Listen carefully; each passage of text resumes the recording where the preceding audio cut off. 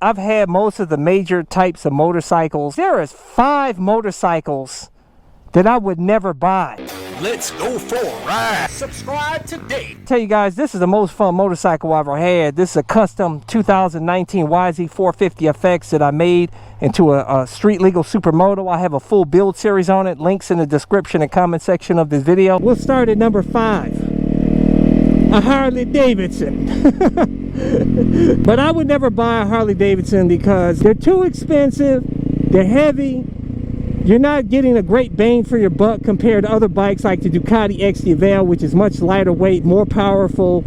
But the Harley-Davidson is good looking, but it's just too expensive, man, and it's not the most reliable. And that's another reason why I wouldn't buy it. It's not the most reliable, expensive parts. You're just not getting the bang for your buck.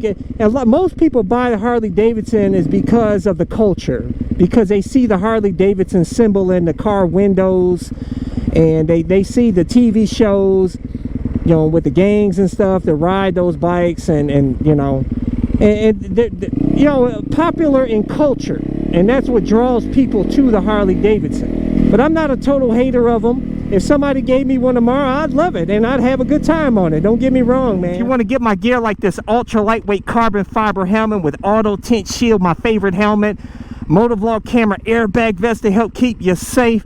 All of my gear, I always include links in the description and comment section of my videos. Number 4 bike that I would never buy is an adventure motorcycle. You know, like the Honda Africa Twin, you know, the Triumph Adventure motorcycles. You know, there's a lot of different adventure motorcycles. They're like, I like to call them like fake dual sports because they're not really a dual sport. They make people believe they're marketed.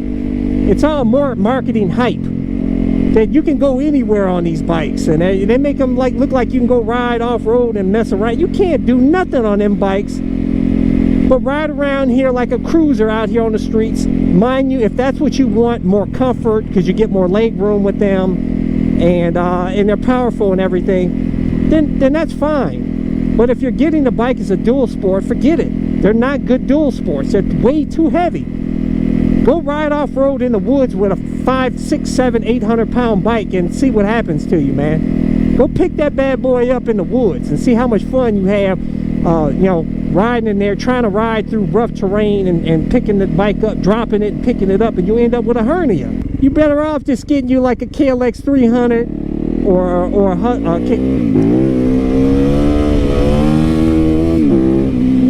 or just get you a KTM 690 SMCR, a Husqvarna 701 Supermoto, or a dual sport, or you know, even a DRZ 400 or something. You're gonna have more fun messing around off-road on. You know what I'm saying? But number 3 motorcycle that I would never buy, a big old Suzuki Hayabusa, which I call a sport bike heifer, because they weigh 582 pounds.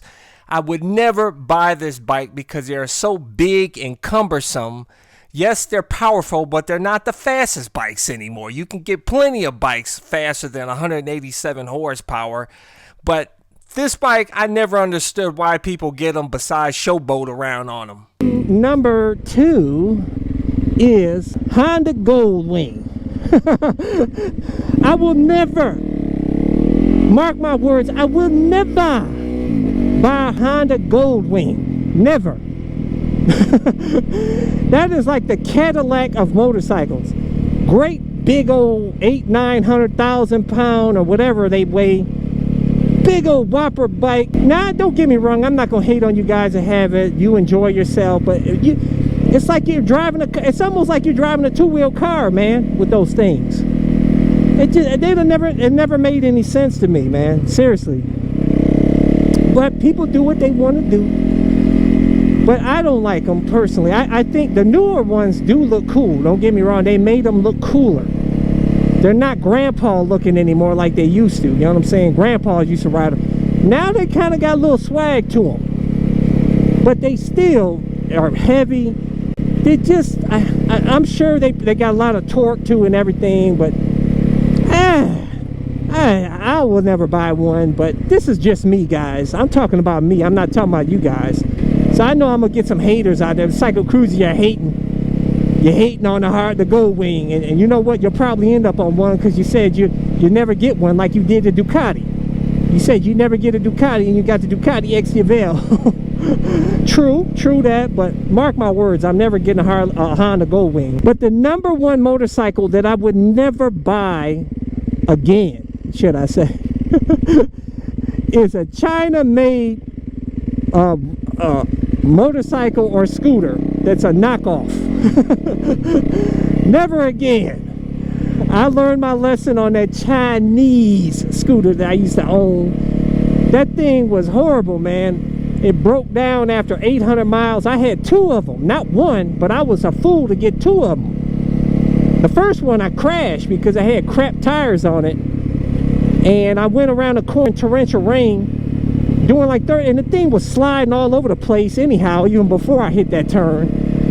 And man, that thing slid out from underneath me and crashed, and horrible tires on that thing. And it was a rattle box. Everything was loose on there. The screws were were cheap. You can almost break them in half.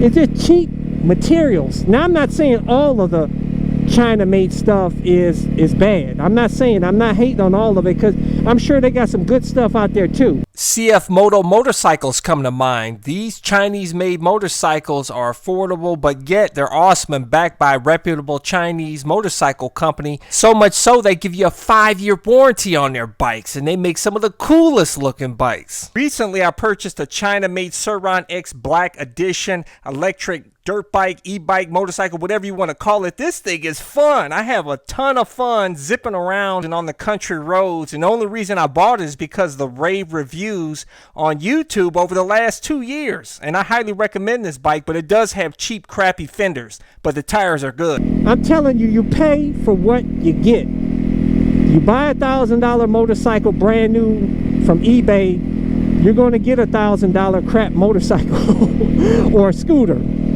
I'm telling you guys, don't be tempted like I did. I was cheap, man, and I learned the hard way on that. So don't you do it. But some of you guys have those scooters and motorcycles, and you say, Cycle Cruise, you don't know what you're talking about, man. I have a good time on. Yeah, they break down sometime, but the parts are cheap. Well, hey, whatever floats your boat. But anyways, guys, don't forget to subscribe to my All Over Motorcycle channel. Check out my playlist for new riders and popular videos. Don't forget to comment and subscribe, and check out my other channel, Bug Out Moto, where I customize a van for my motorcycle so I can live in my van with my motorcycle and travel across the country anywhere.